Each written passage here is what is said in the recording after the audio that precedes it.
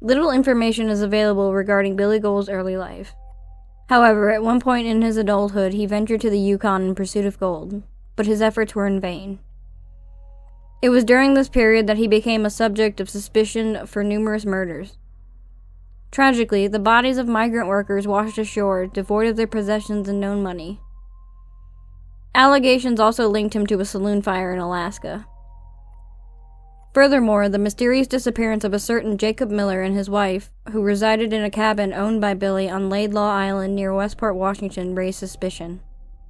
In March 1912, a human skull was discovered buried near the cabin, with another skull found previously near the same location on the beach, believed to be that of Red Miller, who had vanished and was presumed to be one of Billy's victims.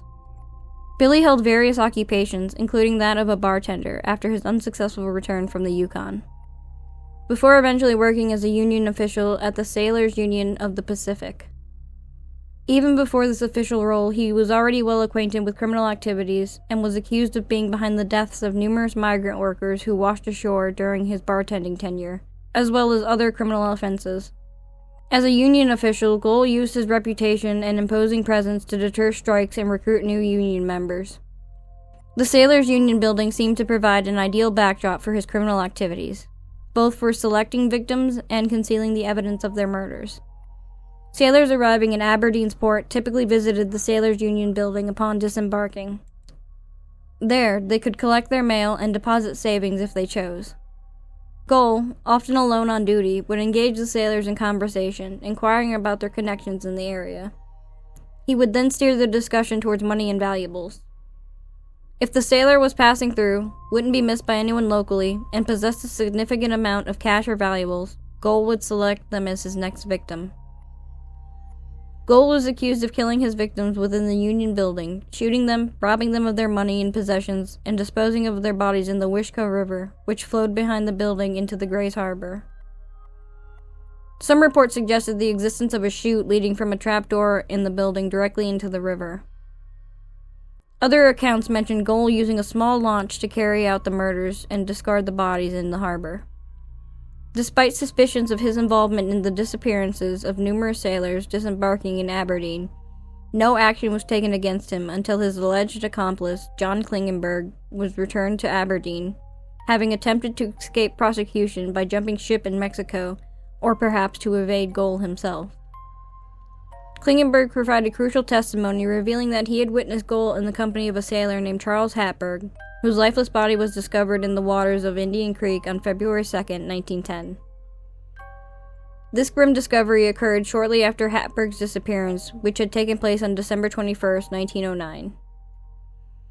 Hatberg had fallen victim to a .38 automatic pistol, which was recovered from the salt flats near his body.